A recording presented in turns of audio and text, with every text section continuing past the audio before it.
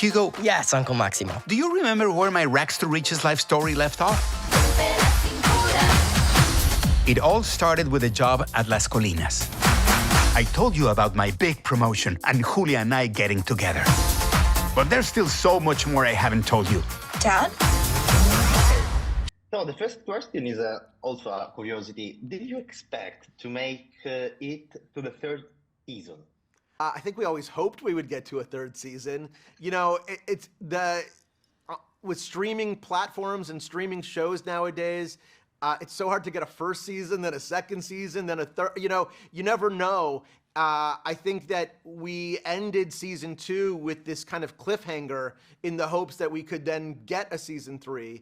But you know, you never know going into it what's going to happen. And I think similarly, we end season 3 with a little bit of a cliffhanger, but also enough stuff wrapped up that it feels like a satisfying story. But I think we're always hoping for more, but you kind of don't know until it comes out and what kind of reception it gets. So, and what do you think is the secret of the Acapulco's success?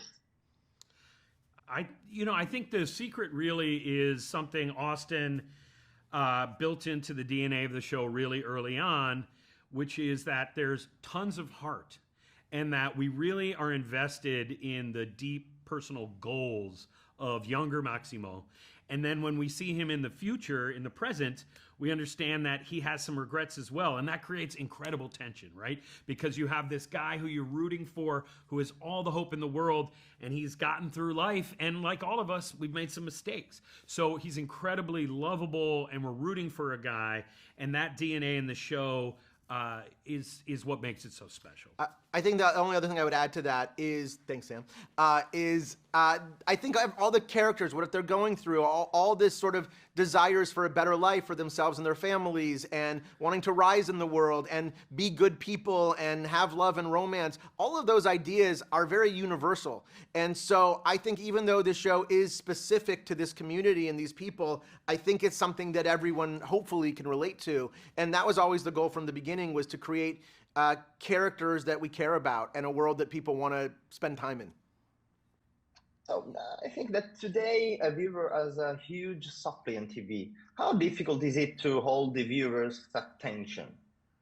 I think very difficult. I mean, my kids watch TikToks that are 10 seconds long, and then they scroll to the next one if they're bored. So, and I find sometimes I'm watching shows, and after a few minutes, I'm starting to change the channel. So absolutely, I think you got to find reasons for people to invest and for people to care. And I don't. What's your thoughts on that? Yeah, I think the fact that we're shining a light on an incredibly universal story, right? We're in a upstairs, downstairs, massive resort in this beautiful place.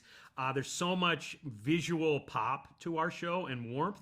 But then at the end of the day, it's about, seeing a community of Mexican workers and patrons figure themselves out. And so you really care about the deep themes in this show. And I think basically combining the love of a very specific group of people in Acapulco with these universal themes of trying to make it, finding love, supporting your family. Those two things combine to, And also, there's some overarching mysteries we do every season. We usually cliffhanger a lot of ends of episodes so that people kind of have to come into the next episode. Yeah. So I think that's also the one other element, is to kind of figure out, how did Maximo go from point A to point B over his life? What happens in these relationships? Those are different ways to kind of keep people wanting to come back for more, I think. And the pool singers, mega jams from the pool singers. Very important. The last question, what kind of viewers are you today? What is your favorite series besides Acapulco, of course? We only watch Acapulco. That's and other Apple programs. So, that's right. Pretty much Severance and Ted Lasso. And yes. The Royal? No, El Royale. Palm Royale. Palm Royale. Palm Royale is our new favorite show. These are our favorites. Thank you. Thank you so much. Thank you.